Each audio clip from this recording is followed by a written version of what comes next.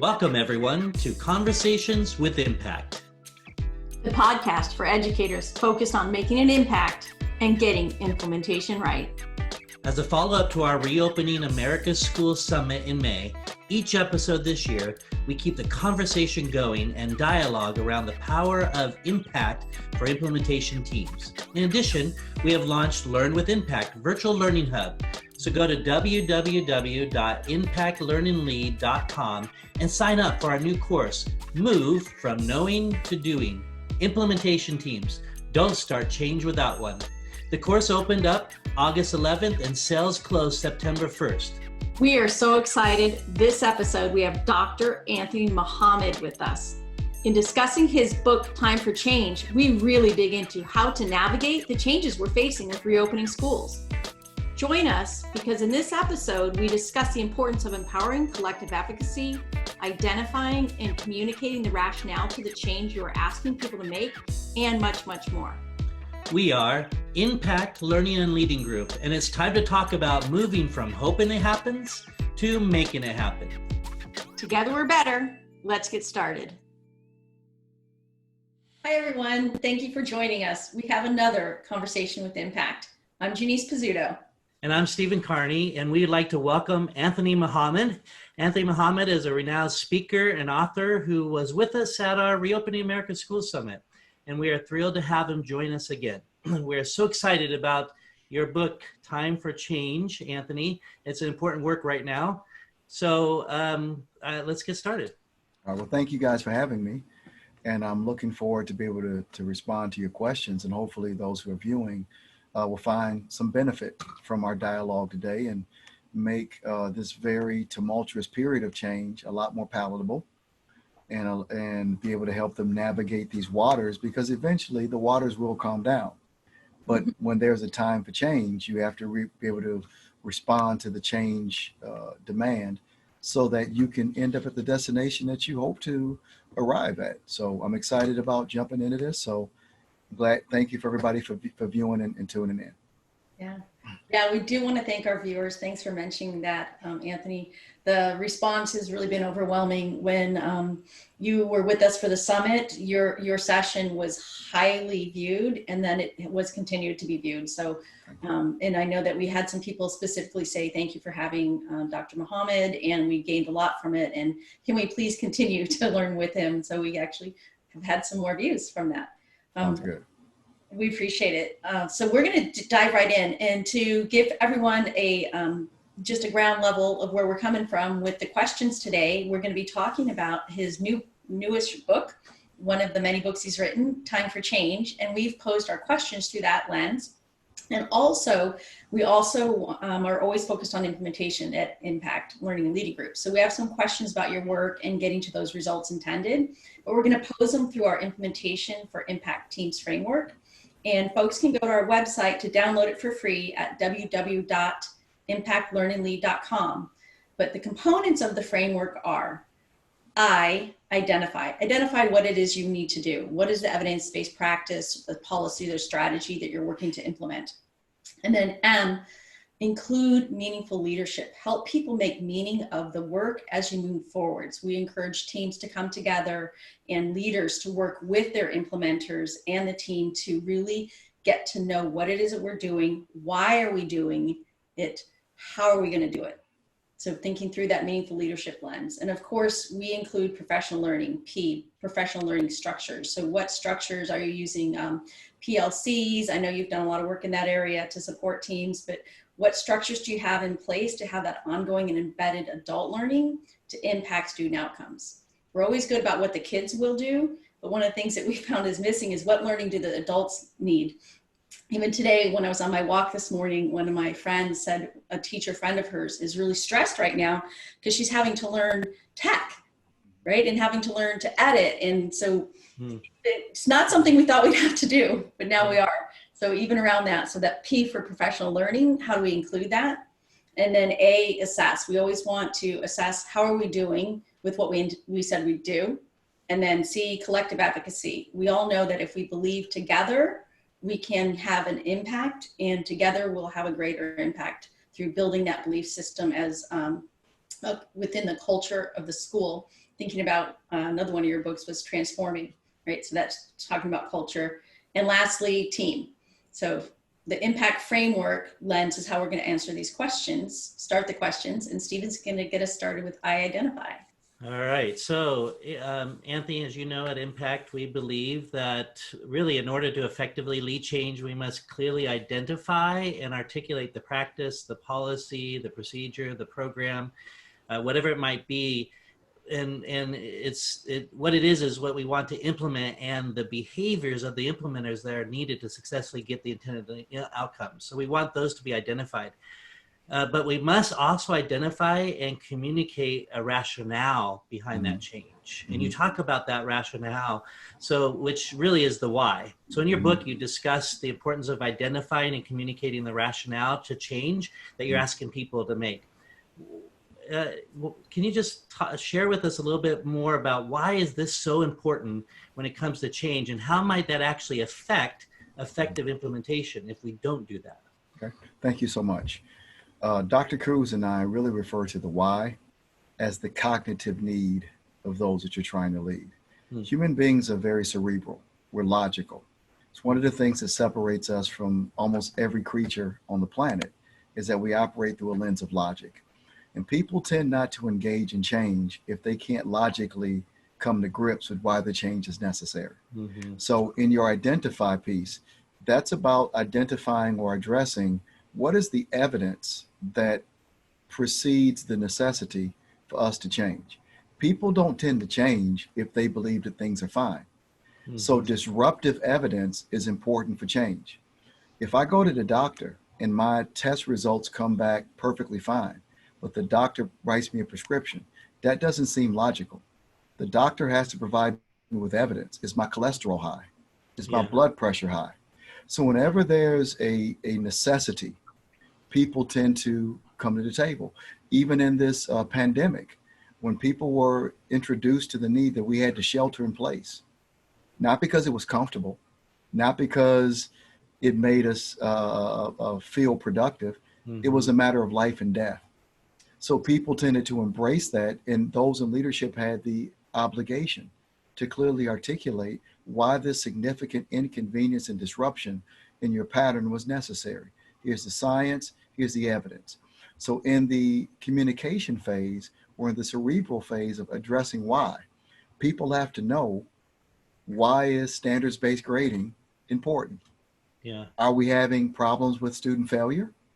Are we not accurately giving kids feedback on their progress? What dilemma causes the necessity for change to be important? Because change is always inconvenient.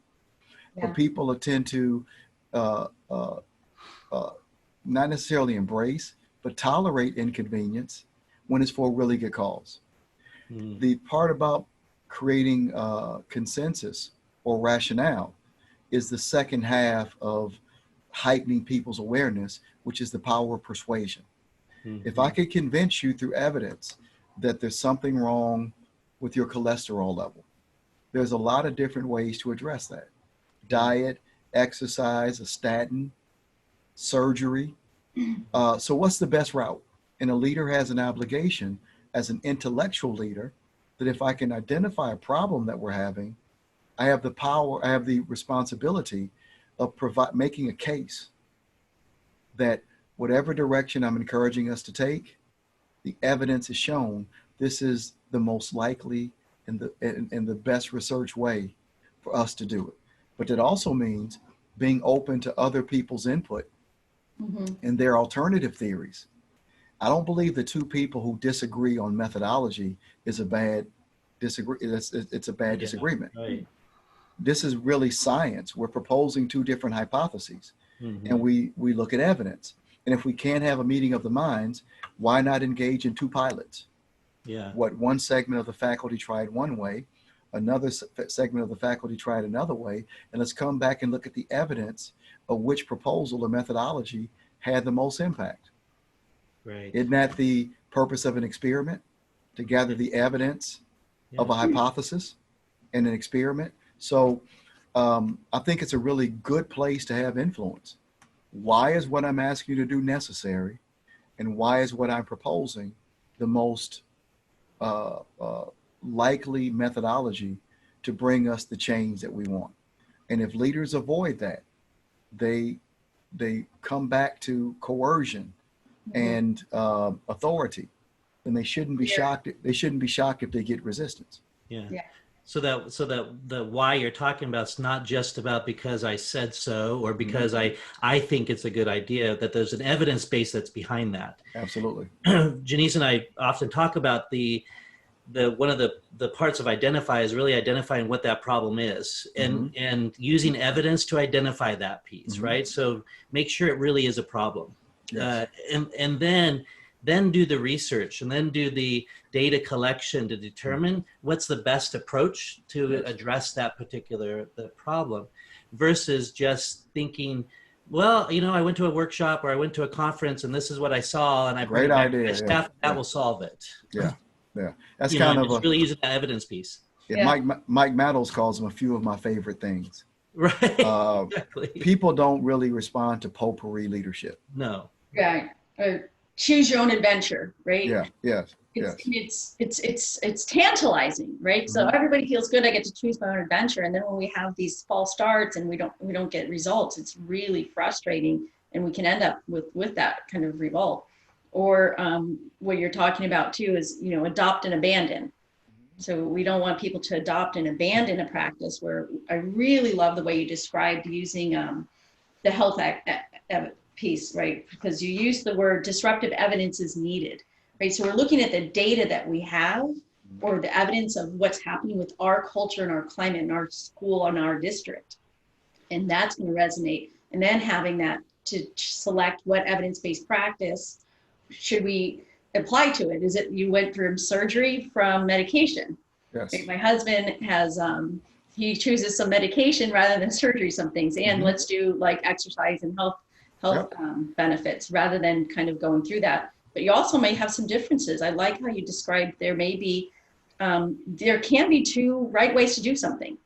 So maybe were you suggesting that, you know, we might pilot, you know, one direction, have one group work one of the practices or strategies and another group do the other?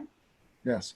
Just do some action research and really see, because what may be effective in a middle school in Oregon might not work at a middle school in Newark, New Jersey.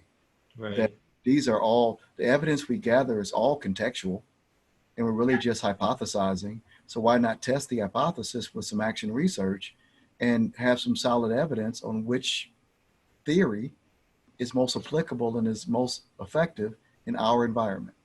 Right. One of the things that we really hit hard on is within that identify, once we've got that evidence-based practice, the fact is culture, climate, and context matter. So we have to look at how does it work within what might work, as you said, in one area isn't going to necessarily apply. And then what we call that is practice-based evidence. So as we do that action research, we're getting some evidence back. And that leads into our next question on that meaningful leadership. So we're going to talk about really great with meaningful leadership, leaders like that you did such an eloquent job describing, people who are listening and involving others and telling why and how, and then getting their input. That's how we make meaning of the change we're going to implement. So then we can say, here's why we're doing it, and here's some possible options. And then we may actually go do some practice-based evidence. Let's try it and then get evidence. But it's not, this is Janice's idea and I'm just going to go off and do it. We're not going to look at what is it working, isn't it working? So through that lens of meaningful leadership, by allowing those practice-based evidence trials to take place, we feel like that builds buy-in with the why and the how, and getting leadership going. So a question that we had around that leadership piece, if you had some ideas of what might be some ways for building opportunities for the implementers to make meaning of the change. So right now, a lot of schools and districts are implementing some changes, and leadership's asking them to implement changes. So what might you suggest for helping them to establish that trust that's deeply needed? Okay. This really, from my experience, attaches to your issue of adult and professional learning, that people can't do better if they don't know better. So I'm going to give you just an example from my experience as a principal. When I was a principal in the Metro Detroit area, 65% of my staff are first, second, or third year teachers. Obviously, they had the built-in enthusiasm of being a new member of a profession, but I was really concerned about their capacity because they didn't have experience, and we had a lot of risk factors that we had to address within our student background, their experiences. So I could show them data all day long. I could encourage them. They really had a gap in experience, exposure, and capacity. So what our leadership team did, we called it our guiding coalition, is that every summer we would meet for 2 full days. And the first full day that we would meet, we would look at 3 years worth of longitudinal data in very critical areas: student academic achievement, student engagement, discipline, feedback from surveys and other narrative evidence that we've gathered from students, parents, community, and then we look at demographic trends. And from that evidence, we would choose up to 5 targeted goals for improvement as a system. That same process was then duplicated at the department level as they dug through their data. Yeah. Well, what we decided to do was, based upon those specific goals, we would turn our staff meetings into what was called learning centers.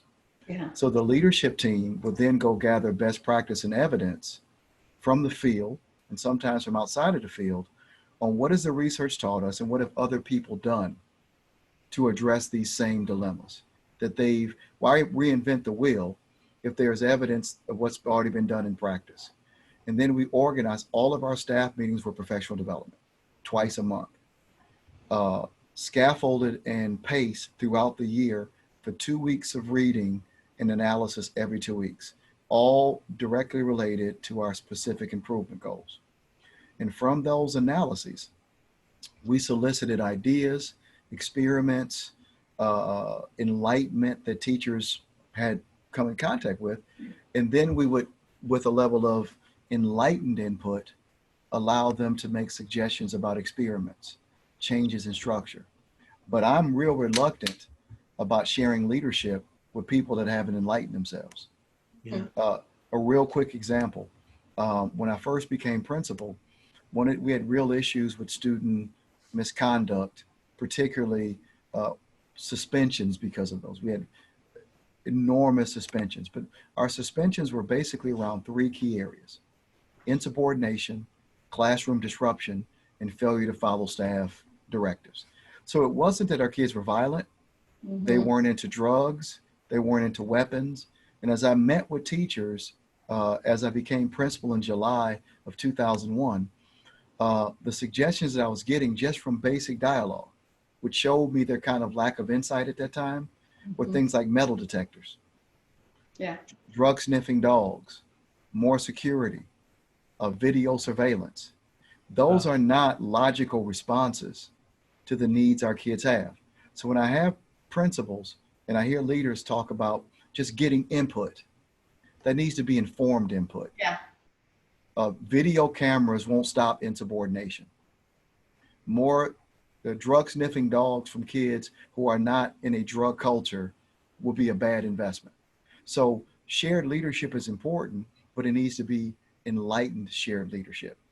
So that's how we really encouraged teacher input and experimentation and commitment and action research, but it had to be informed.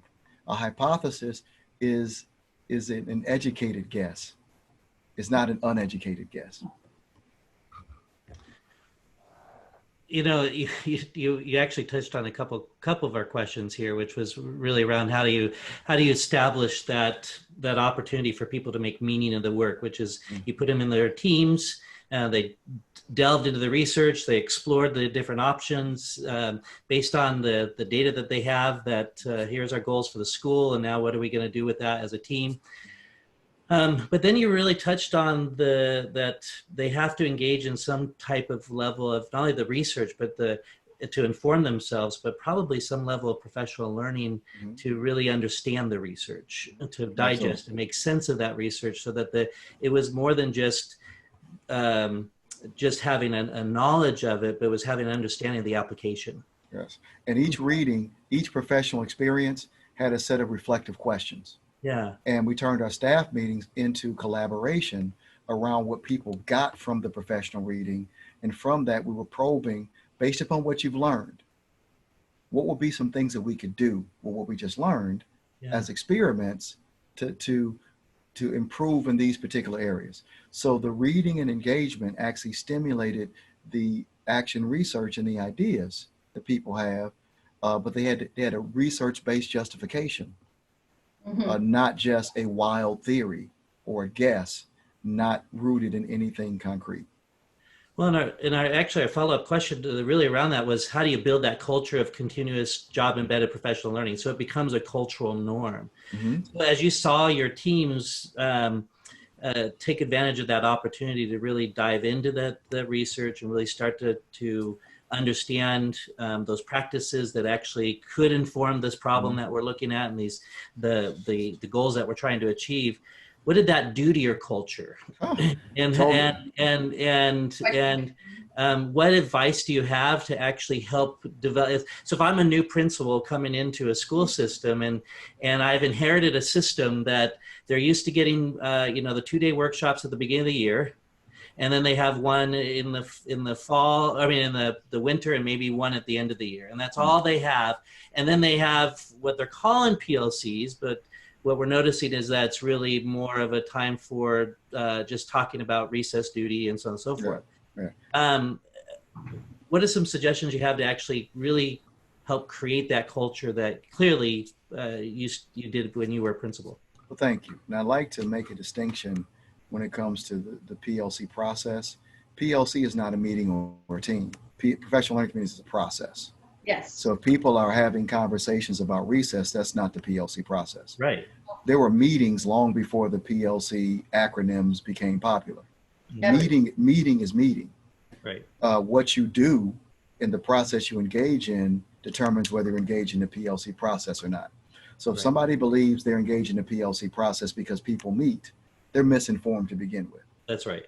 All of us were a part of meetings the second we became educators. Meeting isn't revolutionary. Right. We've been meeting since there's been 2 people in a one-room schoolhouse. That's not professional learning community. So I wanted to set that record straight. If anybody thought that teachers meeting was PLC. Yeah, it's not. So I wanted to clarify that point. But I wanted to, how did it impact our culture? I think my staff was keenly aware that our current knowledge base was not adequate for the challenges that our kids faced. Mm-hmm. They just weren't. It wasn't that people weren't working and trying hard. We just weren't very effective at doing it. So one of the things, the mantras we developed is that we'll never say we're doing the best we can. That's a cop-out. We're doing the best that we know how to do. Yeah. And when we do better, we know how to do better. So my basic message to teachers is that I don't know everything, and you don't know everything. Let's try to figure out what other people have done. Let's try some things, because obviously it's insane to do the same thing over and over and expect a better result. And I don't want to be insane. So let's learn together, let's grow. And what it did was the bad habits that had developed in our culture, deficit thinking, complaining, vilification of parents and the community and children, were all the result of professional frustration. Yeah. It wasn't that people didn't want to do better. They just didn't know how. Yeah. So if we can make an agreement, let's all figure out how to do it. And as people were fed every 2 weeks, their professional growth, the knowledge base, the need to vent and to be validated with other people with bad experiences, the necessity just went away. And if we all face common problems and we're all looking for common solutions and we're analyzing and studying and growing professionally and intellectually, then why would I ever want to complain? Why would I want to deflect? Let's try to infuse a bridge of cultural responsiveness in this next lesson. Why? Because I just learned about it. Right. Let's try it. Yeah. Let's try giving boys who want attention an opportunity to be a leader in a class, as opposed to vilifying. Why? Because we just learned about adolescence and the need, especially for boys who struggle, to feel like leaders, let's empower his energy as opposed to sending him to the office. So if I can go in my Rolodex of ideas, whenever something pops up and I have some plausible alternatives, then I don't have a need to vilify the sixth grade teachers, Right. or defame the administration, or defame the parents, because now we feel like we're more capable. Yeah. And we're seeing better evidence. We're seeing better results. So now we become energized with improvement. It totally transformed our culture. Wow. And I want to jump really quick on something that you said earlier, which was that we have to first admit that we don't necessarily know, and we don't have to know how. And since your book is really focused on the leader and their role in transforming this culture, you mentioned just a minute ago, you mentioned that the teachers have to be okay with saying, I don't know, but so does the principal have to be okay. And I'm going to assume that you were the first to be vulnerable. Absolutely. To say, I don't know. So that gave permission for others to say, I don't know. So let's find out together. Absolutely. And that's a part of the book, which is the second leadership skill, which is building trust. Yeah. And people tend to trust people who are authentic, transparent, and empathetic. Is that if I can't come to you like I know everything, because I don't. I know that what you're facing is challenging. Heck, if it was easy, everybody would do it. Right. And let's learn together. So not to vilify or to make people feel as if they're inadequate, but we're all evolving as professionals. And why not be the lead learner? Yeah. Why not be the lead professional? Because that makes people trust me. Not because I think I'm so smart, they'll trust my character. And they'll do it not because they think it's intellectually the best thing to do. They'll do it just because I asked them to do it, because they trust me. Yeah. Great advice. But we want them to do it because it's going to stick to their bones and to do that. And one of the things you're describing is what we'd cross is, I'll cross that bridge with you. We may be crying when we cross, but we're going to go together. And your story reminds me of a time when we had, I was leading a school, and one of the best things we ever did was take everybody off campus and go to a place that's called the Kennedy School. It's an old, it's actually a microbrew pub, but there was no alcohol consumed. But the staff had a lot of pain. There was a lot of really toxic culture, and there wasn't a learning environment. And we were really charged with trying to change the culture and move forward. And they hadn't ever looked at themselves as learners and lead learners. And when we went off campus and we did a full day of learning together vulnerably and writing down, we did a big chalk talk of, what do you want to see your school look like at the end? And then we started to do that backward mapping. Well, what would that look like in January? And all those, we did the same thing that you described, where there were short shots of learning throughout the entire year. We like to call them, Steve and I talk about, you can embed that adult learning in a short shot, right? You can do some text rendering, some article reading, some collaboration every other week. And that's really getting at transforming that culture, where if we think we can just say, okay, here's the book, we're going to have a book study. Did we choose a book that's matched to the data that we need? So the team came together to select what were our priorities and needs, and started to become vulnerable, as you just described, where I'm going to give this a shot. It's based on what we all decided, though. It wasn't what Janice just decided, right? So that we said, this is what we need as a school and as a team, and how we're going to move forward. And then they started to ask for more articles and ask for more research and trust one another. And it went from where there was actually a person who cut up a t-shirt and threw it into the principal's office to now, can we have more articles and read together? And can you come watch me and I'll come watch you? So looking through that piece, you just took me back. Yeah. And we know that as the teachers get better and their practice gets better, kids learn more. Yeah. So it's just very intelligent to invest in the people that have the direct access and impact on your kids. So thinking through that. Next question. It's just right. It's the next question. So as your teams and as you're thinking through that, piece of now we've made a decision. We're all going to be learning together for every other week throughout this year, getting these new skills. We're going to practice. We're going to do some action research, but it's based on the data. It's based on coming back. How would you suggest monitoring the quality of the implementation of what's decided? So we've decided to implement this, and we know that we always advocate that we want to assess not only the outcomes of students, but we want to assess how are we doing at implementing what we said we'd do. Absolutely. Those are decisions made by the leadership team. When I say leadership team, our guiding coalition, the team was made up of school administration, our counselors, all of our department chairs, math, science, social studies, language arts, special ed, and electives. So every professional in our school had a representative on that team. So whenever we implemented something, there was a sliding scale of expectation of improvement in quality connected to time.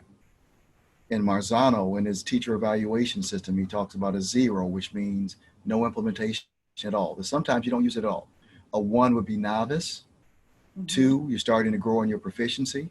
A 3 would be an acceptable level of implementation or functional. And 4 is exemplary. Well, very few people live in 4. That's like you visit 4. But the goal is to everybody at least be a 3. So just like we did develop performance rubrics for kids, we have performance rubrics for implementation of change. Excellent. It's not reasonable after reading one article to expect you to be a 3. Right. Yeah. We want you to Say, go ahead. well, what we know from research is it takes up to 20 times of practicing a new strategy to begin to develop initial proficiency. If not more. If not more. And so I think sometimes when we do that one-shot workshop, or we say, here, you learned it, we gave you a training. We've asked, Steve and I have worked with school districts and said, well, how, they're complaining about a practice not being embedded in actually in everyday practice. Well, tell us more about how you went about that. Well, we did a training in the fall 2 years ago. And so what would we expect? Right. So it's really problemsome.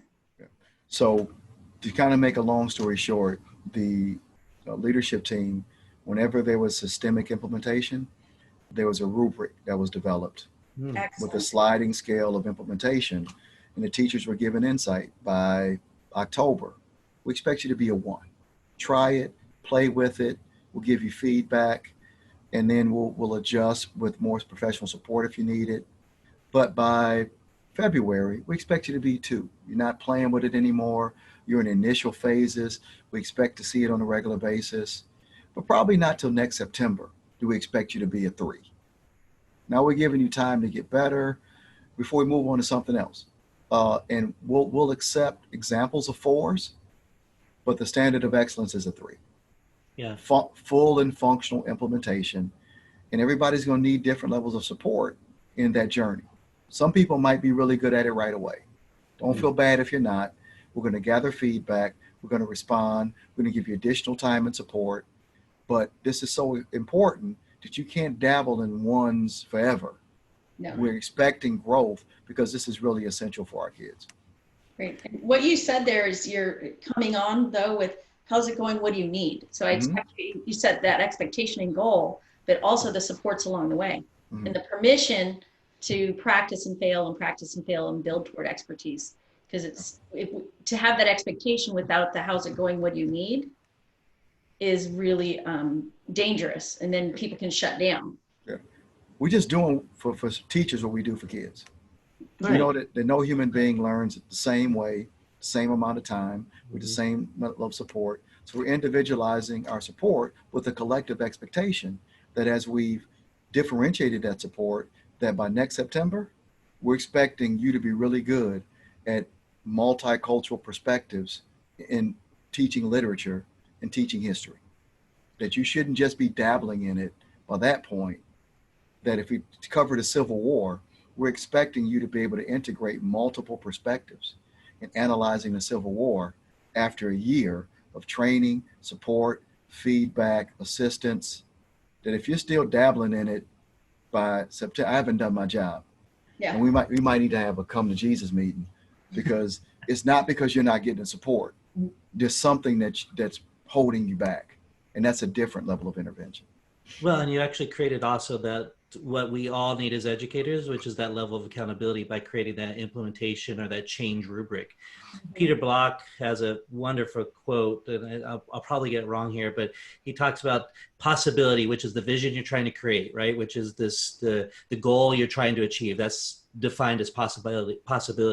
Possibility without accountability creates hopelessness. Accountability without possibility creates despair. Mhm. So you need both. You need that vision and those goals, and you need to know where we're going, but you also need that level of accountability. And you did talk about that in your book, and it sounds like that this asking your team to actually create this implementation rubric really becomes a wonderful accountability piece, not only to myself as the implementer, but also to my team and my peers, because we have a goal we're trying to achieve together.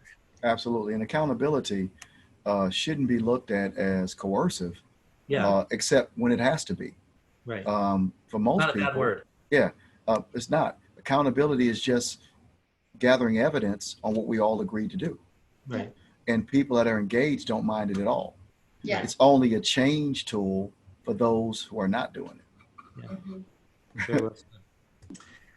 So let's talk about collaboration for a second, and collective efficacy. And it seems that now there's been a lot of research, a lot of work done around collaboration and collective efficacy. But we are still seeing it really manifest its work the way it's really designed across school systems. We're still seeing people still meet versus really collaborate, right? Which is why we've actually included in our framework as a key central component. And in your book, you have a quote that says, "Not knowing how to perform a specific task while simultaneously being held accountable for doing so makes the followers feel anxious and frustrated. And as a result, a feeling of inadequacy emerges, creating a desire to join forces with others who also feel incapable and wish to rid the organization of the uncomfortable source of change." Mhm. And A coup d'etat. yes, right. And, It's just, and we know that collective efficacy and collaboration is one way to address that. What recommendations do you have for leaders and their teams to foster this culture of collective efficacy so that we can help avoid these feelings of anxiousness and frustration? well, it's unfair to ask someone to perform a task that you never prepared them to perform. Yeah. It tips the scales of justice. It's just not just. So if you want people to feel fulfilled, intrinsically motivated, and as a leader, your job is to help cultivate the human resources to meet your organization. It's your responsibility to do that. So leveraging authority is never a good way in general to build consensus, build hope, and build engagement. So it's just very simply, I judge my success as a leader based upon your improvement as my subordinate. Could a person be considered a good reading teacher if kids aren't reading better by the end of the year? Am I a good math teacher if kids are no more capable after a year of being under my tutelage than they were before? So we have this kind of misinterpretation of leadership that I can be an effective leader and you not get better. So we can break the wedge between leader and teacher by realizing that our destinies are tied together. How can I say I'm a good leader and you're not more capable because of the influence of my leadership? That's just like a teacher saying, I'm a great reading teacher, but kids aren't reading any better. That you just can't say that. So that shift in paradigm, that my only justification for my existence is that you're better at what you do because of my presence. So you can't be a good principal with teachers that aren't growing. You can't be a good superintendent with principals that are not growing. You can't be a good board of education firing superintendents every year. The common denominator is you. So until a leader recognizes that, then they'll produce an unnecessary conflict that leads to their own demise and their own coup d'etat. Yeah. Leadership isn't authority. Authority is a leadership tool that can be used when appropriate, but it's not authority. it's influence. Yeah, well And if said. you address that, then you don't have to worry about a coup d'etat. And if Yeah. you do, that organization's so toxic anyway that they just may need to be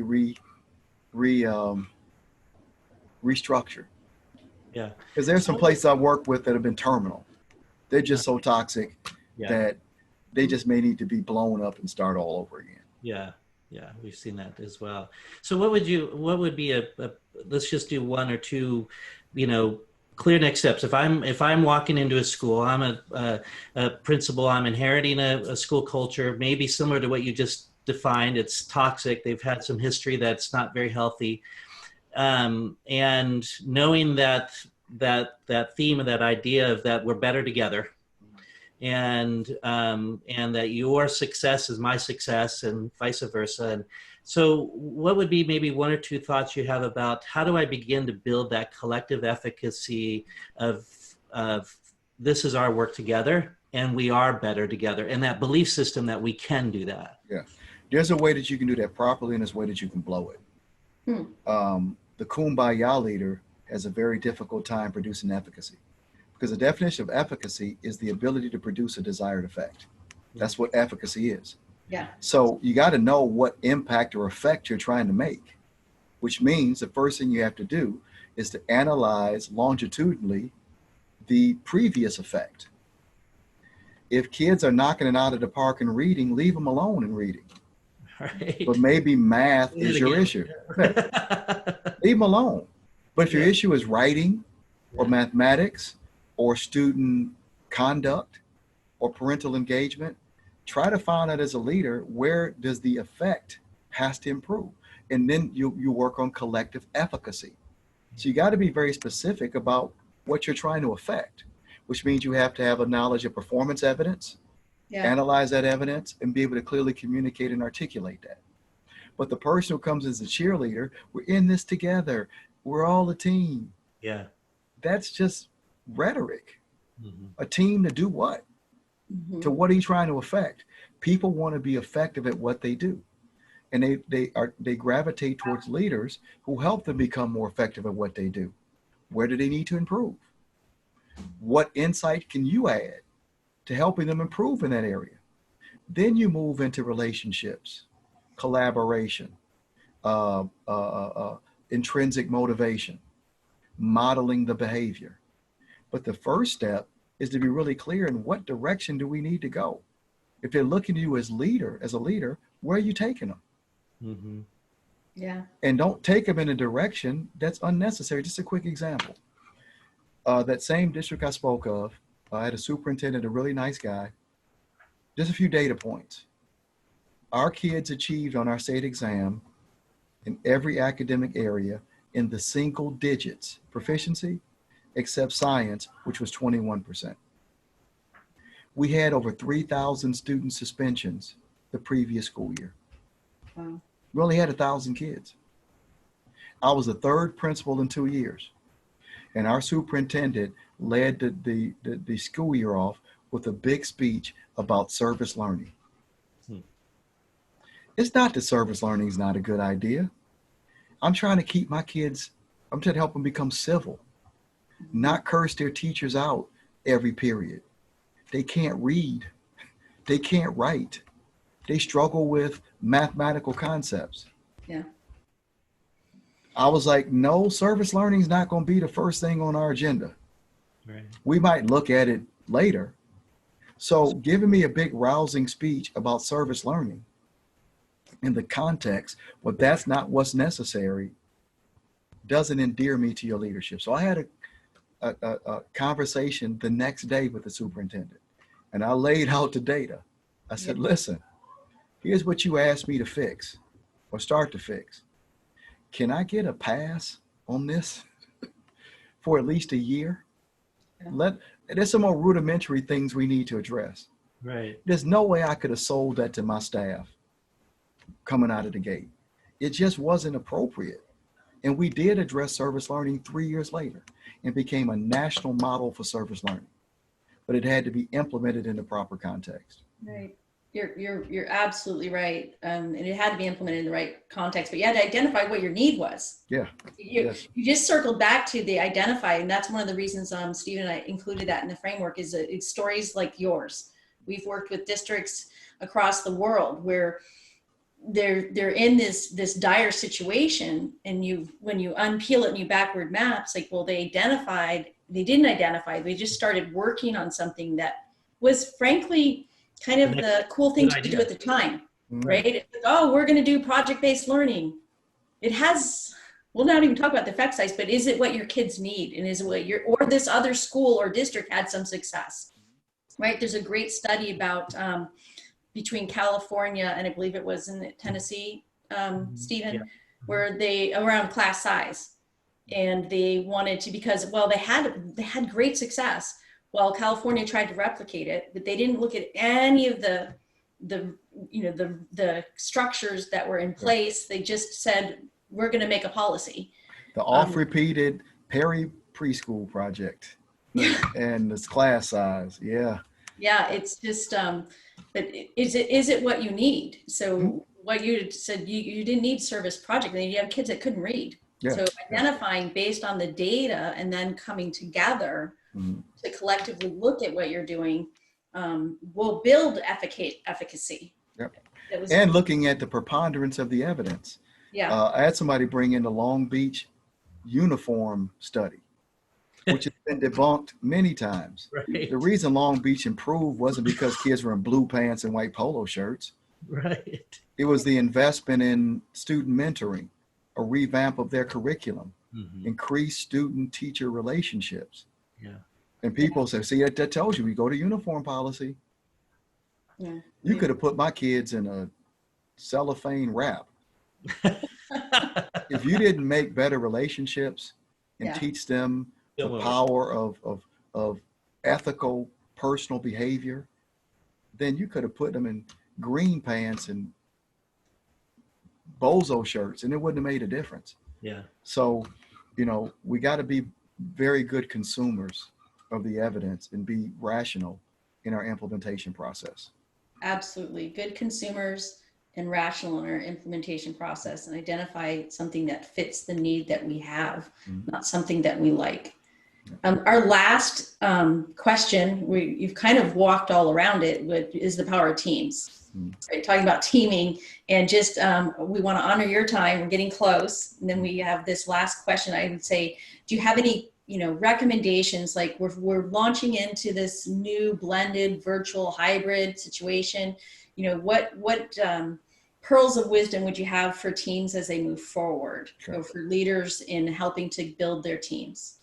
Thank you. And I want to make the distinction between a team and a group. Yes. A team has 3 critical elements: interdependence, common goals, and mutual accountability. Think about athletics. They are interdependent. If I'm a quarterback, I can't play against 11 other athletes by myself. Right. I need the center, the guards, the tackles, the wide receivers. So you're not a team if there's no interdependence. That we look at our collective impact. Then there has to be some common objectives and some mutual accountability. That's what makes a team. The Sunshine Committee, who plans the staff holiday party, is a group, but they're not a team.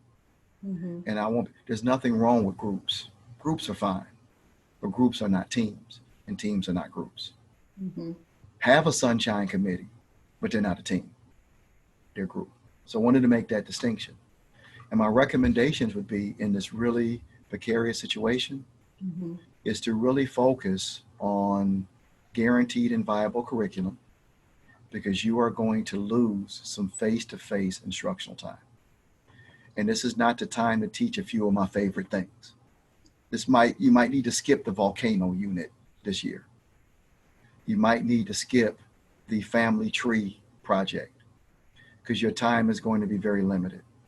What do kids need in 5th grade for 6th grade? You got to break it down to what's guaranteed and viable and really hone in on those. And if you have an opportunity to address some nice to know, then address it. Back away from upper right-hand corner with the date and the assignment number for points. Let's Yep. get out of the dog and pony show. Right.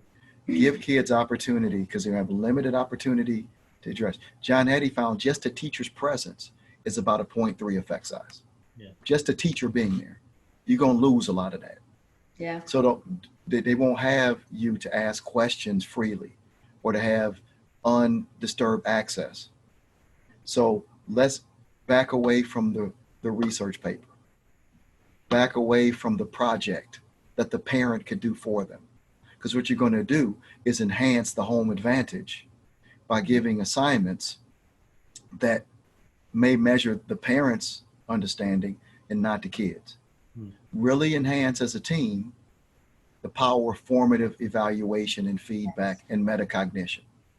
Give kids shorter bursts of practice where you analyze their feedback and give them feedback, analyze their feedback and respond to them and allow them to safely correct their mistakes and metacognitively think about their thinking.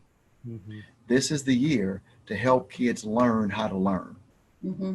and really address what's essential, because your time's going to be limited. There's no time for fluff. You want kids to stay engaged.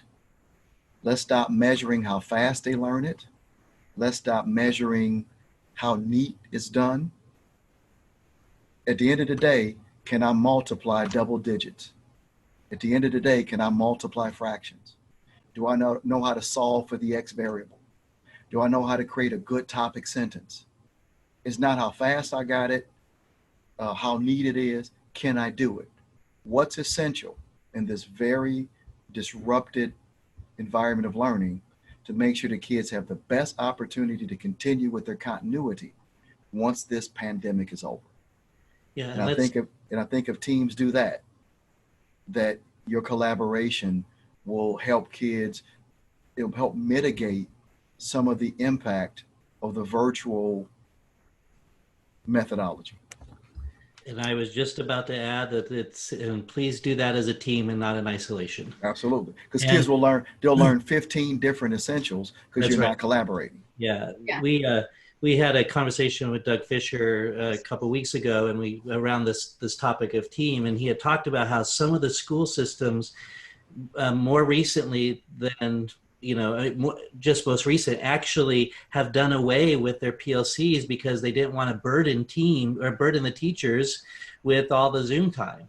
Mhm. And he was pleading, like right here on camera, he's pleading, please don't do away with these teams and their time. Make that the biggest priority right now. Absolutely. So that they can together best impact student learning and not have to do that in isolation. And they're going to accelerate professional growth, because Absolutely. if based upon a common target that we teach and assess, if your kids knocked it out of the park and you used a recorded YouTube video that a kid could go back to over and over in a set of prompts you use, now you just gave me an idea. Yep. Mhm. I just learned from you because of our collaboration. So if you take away the collaboration, you take away the learning. Yeah. And this is a new environment for a lot of people. Even some of our teachers of the year don't really understand the process of blended or virtual or hybrid learning. We're Yeah. all learning. So if you take away their learning time, you just undermine their potency. Right. We need time to learn together. We advocate, everyone who's listening to this, leaders, superintendents, school boards, please, we're pleading for you to keep that learning time for your teams. Yeah. Well, we have one final question, and we didn't send this question to you because we wanted to ask you with no preparation whatsoever. And here's the question. It's a question we are asking all of our guests, and it has nothing to do with education, this topic whatsoever. And the question is there anything you would wish would come back in style? I think that if I wanted something to come back in style, it will be modesty and pride. In this world of social media, anything goes. Mhm. I think that having a level of community pride and and the desire to fit in within a greater culture. Yeah. There were things that I avoided as a child or didn't do because I knew my mother would be disappointed, or I knew my grandmother or my neighbor or my teachers would be disappointed. I think that this unfettered access that we've got, anything goes. I think that a level of reservation and self-reflection and privacy, that those things have been the casualty of increased technology. And everybody doesn't need to know everything all the time. And sometimes it's okay to be quiet. Sometimes true. it's okay to be quiet. So true. Awesome. That's a good one. I Wow. trying to think of a graphic that we're going to use to represent that. That's it. Humility. That's I mean, it. just think about all the things that the potential pitfalls that we avoided as children Yeah. because we loved and respected our parents, It's so true. and everything didn't go. I Yeah. think sometimes freedom in the hands of a fool can be dangerous. Wow. Well said. Great. Well, we are just incredibly thankful for your time and your expertise and your advice to our colleagues. And we just couldn't thank you enough for the work that you're doing. Keep on keeping on. Too. And thank you for your heart and your hard work in really making our profession a smarter and better place to be. It's hard times right now, but it's people like you and others who can help us get through this. So thank you so much. Thank you. And thank you for what you do. And everybody listening, this too shall pass. Yes, it will. Let's stay together. Let's stay focused. And let's follow science. And then we can all safely come back together. Thank you for listening to our show today. We hope you've learned as much as we did. We are so grateful to Dr. Anthony Muhammad for his time and advice as we think about how to navigate change in these ever-changing times. Remember to check out his book, Time for Change. Please go to www.impactlearninglead and check out Learn with Impact Virtual Learning Hub and sign up for our new course, Move from Knowing to Doing, Implementation Teams. Don't start change without one. The course opened up August 11th and sales closed September 1st. Come learn with us. You can always contact us for coaching, consultation, for implementation resources. Like our Facebook page, find us on YouTube, and follow us on Twitter. This has been a production of Impact Learning and Leading Group. If you enjoyed the show today, please tag a friend and share it.